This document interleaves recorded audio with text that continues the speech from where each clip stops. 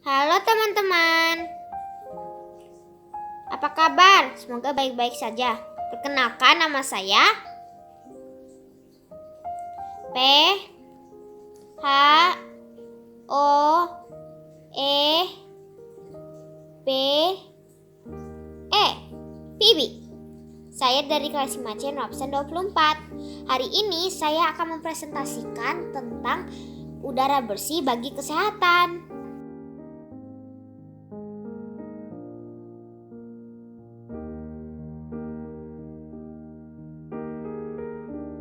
Apakah teman-teman tahu apa itu udara? Apakah teman-teman pernah bertanya-tanya sebenarnya terbuat dari apa udara yang setiap saat kita hirup itu ya? Yuk cari tahu penjelasannya. Udara merupakan campuran gas yang terdapat pada permukaan bumi kita. Udara tersusun dari campuran banyak gas, antara lain nitrogen, oksigen, argon, karbon dioksida, dan gas-gas lain. Setiap saat kita menghirup udara dan memasukkan ke dalam paru-paru, hanya saja kita tidak menyadari kegiatan ini. Kita selalu dikelilingi oleh udara yang membuat kita bisa bernafas dengan leluasa.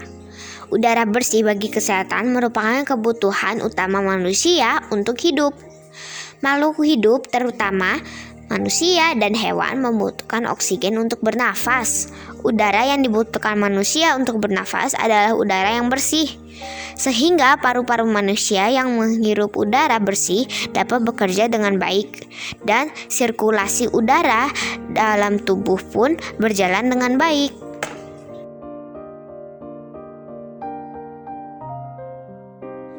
Udara bersih ternyata memiliki ciri-ciri atau karakteristik yang spesifik. Antara lain adalah tidak berwarna, tidak berbau, tidak memiliki rasa, tidak terdapat partikel asing di dalamnya, sejuk dan segar ketika dihirup. Udara bersih berfungsi sebagai terapi bagi tubuh manusia. Udara bersih masih dapat kita jumpai di daerah yang memiliki banyak tumbuhan hijau seperti di pegunungan atau pedesaan. Manfaat udara bersih bagi manusia adalah 1. Menyehatkan saluran pernafasan, 2. Menurunkan risiko penyakit kronis, 3. Memperpanjang usia, 4. Meningkatkan stamina dan fokus. Nah, akhirnya kita menyadari betapa pentingnya udara bersih bagi manusia. Oleh sebab itu, sudah menjadi kewajiban kita untuk menjaga lingkungan sekitar agar terjaga kualitas udara yang kita hirup. Organ pernafasan pada manusia: hidung, faring, laring, trakea, bronkus, bronkiolus, alveolus. Inspirasi adalah proses masuknya udara ke dalam tubuh ketika menarik nafas. Ekspirasi adalah proses mengeluarkan udara dari dalam tubuh atau mengembuskan nafas.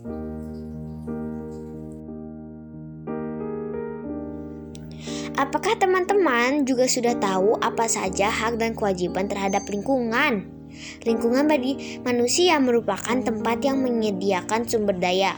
Manusia membutuhkan lingkungan sebagai tempat mencari makan, tempat tinggal, hingga tempat bekerja. Manusia memiliki hak dan kewajiban terhadap lingkungan. Contoh, hak terhadap lingkungan: menikmati hidup di lingkungan yang nyaman dan asri, menikmati udara segar dan bebas polusi, mendapat air bersih untuk minum, memasak, mandi, mencuci, dan yang lainnya. Memanfaatkan sumber energi di lingkungan sekitar seperti tumbuhan, hewan, dan cahaya matahari. Menggunakan lahan untuk tempat tinggal.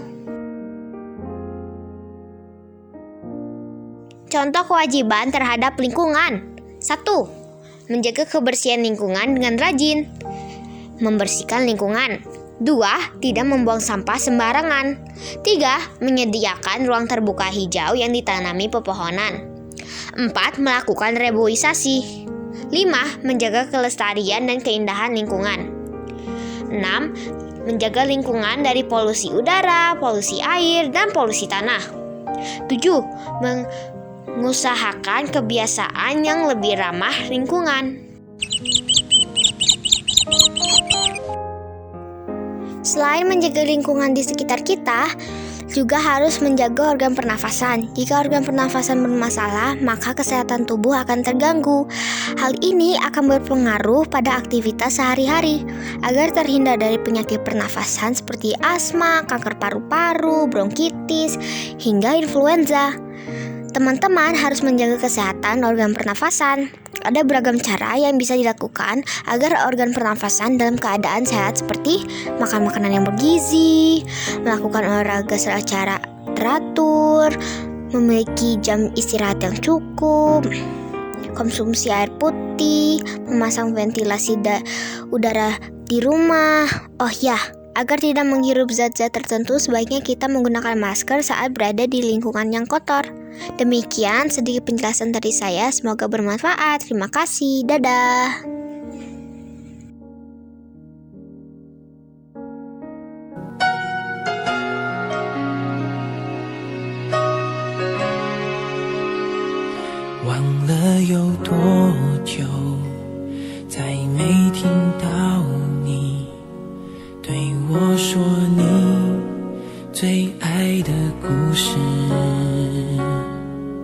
我想了很久，我开始慌了，是不是我很